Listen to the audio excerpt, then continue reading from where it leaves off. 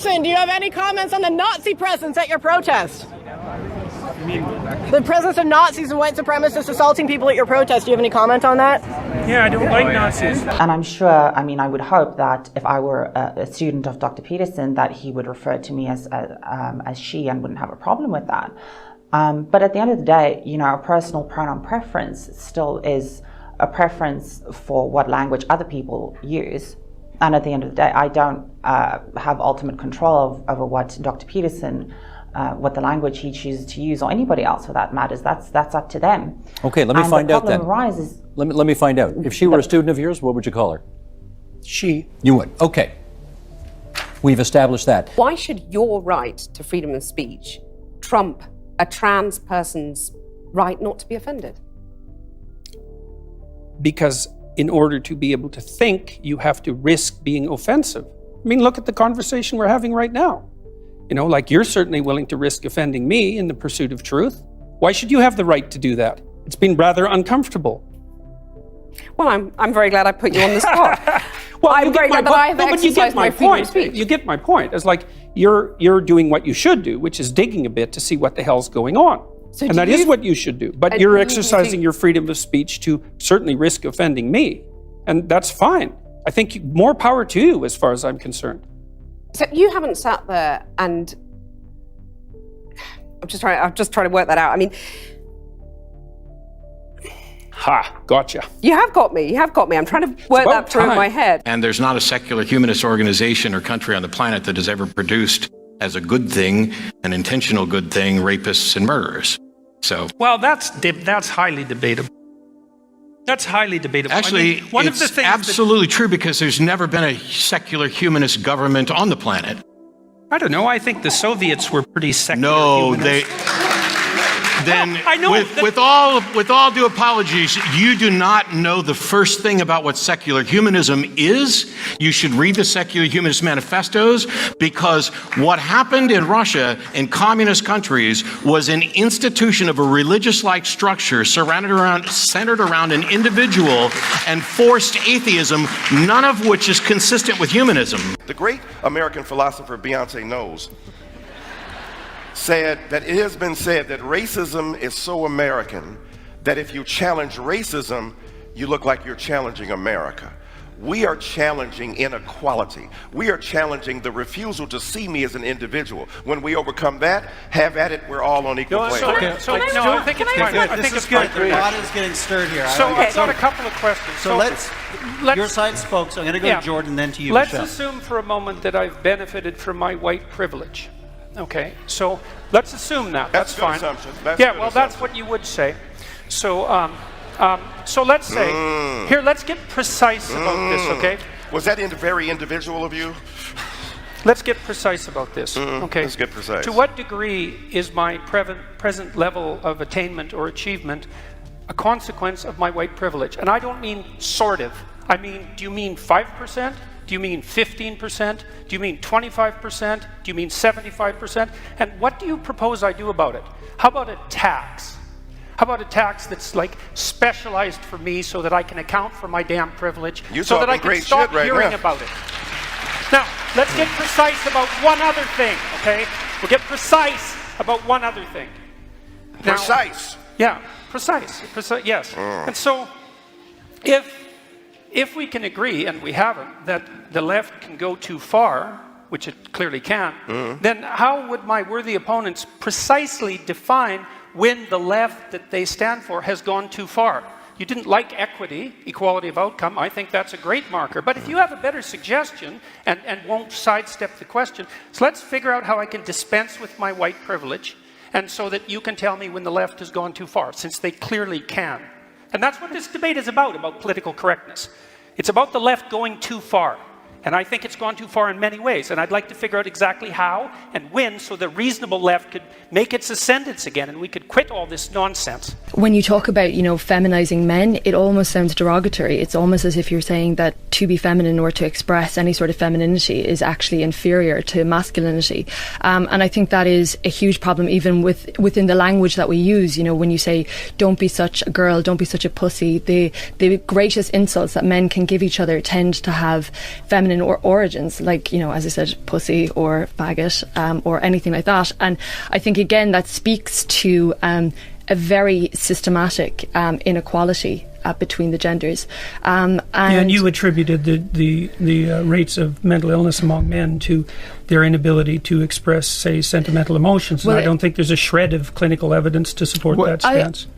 Sorry. No.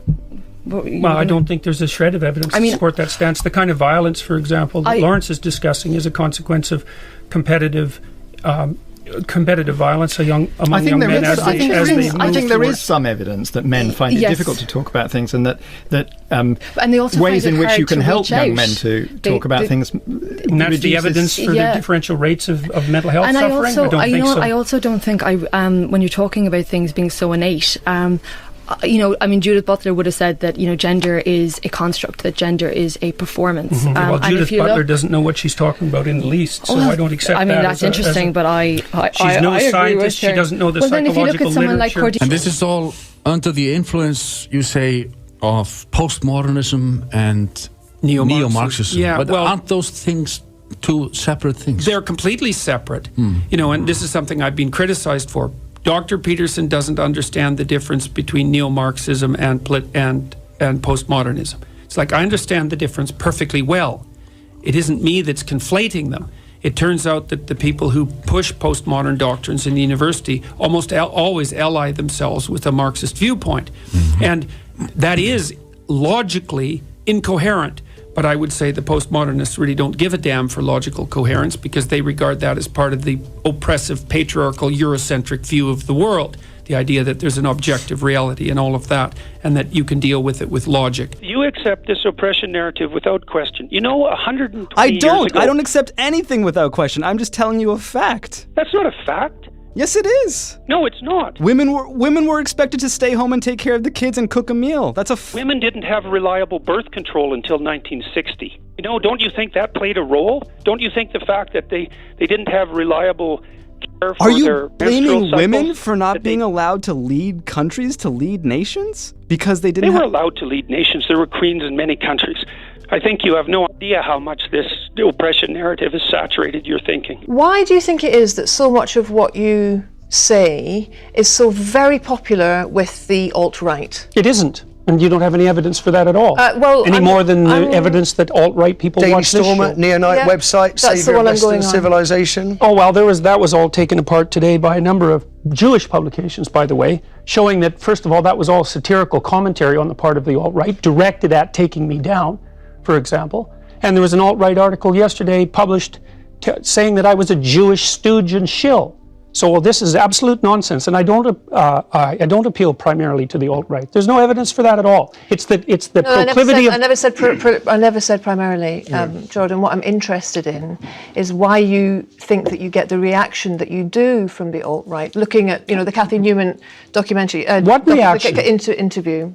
There's 10 million people watched that and commented on it. I'm talking about what I saw, and I'm curious to know what your reaction was to the glee with which the alt-right seized upon that interview. I don't accept Should we deal with the death threats? I mean, she had, I think, a dozen I don't accept death threats. the concept that it was the alt-right that was doing this. There were 10 million people who commented on that video, and about 95% of them commented negatively on Cathy Newman's behavior. You think there's 10 million alt-right trolls watching that? I see very little of the pursuit of justice characterizing the modern university. I see a tremendous amount of the pursuit of vengeance for things that don't even deserve to have vengeance extracted for them. So give me an example of what doesn't deserve vengeance. How about the existence of the patriarchy?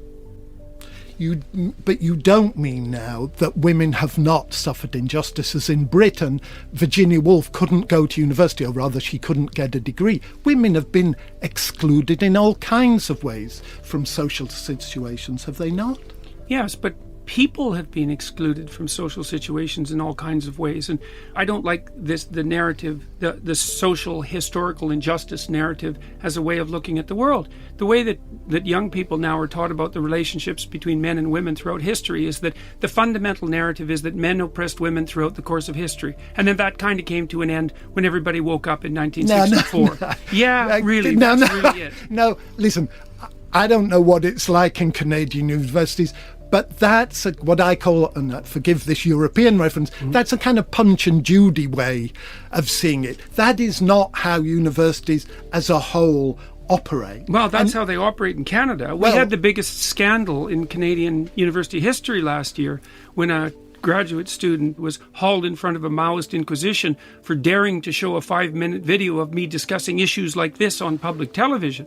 The universities are in far worse shape. Maybe they're not in such bad shape in the UK as they are in North America, but they're in plenty bad shape in North America. Forgive me, and I'm sorry you were involved, but that is not the biggest scandal. The biggest scandal will be the number, for instance, of suicides that are prevalent amongst undergraduates. The fact that one academic was hauled up, in my view, inappropriately for doing what was done is not the biggest scandal. You're inflating It's things. not the biggest tragedy. The suicides are a bigger tragedy, but it was certainly the biggest scandal. Canadian universities don't make international news. Your background, it's pretty earthy. But how did you connect that with your current political perspective? What you said that you became disillusioned with socialism. I became disillusioned with ideology. With ideology in general. Yeah, definitely. I mean, that's certainly not something that's changed. I mean, I don't like ideology.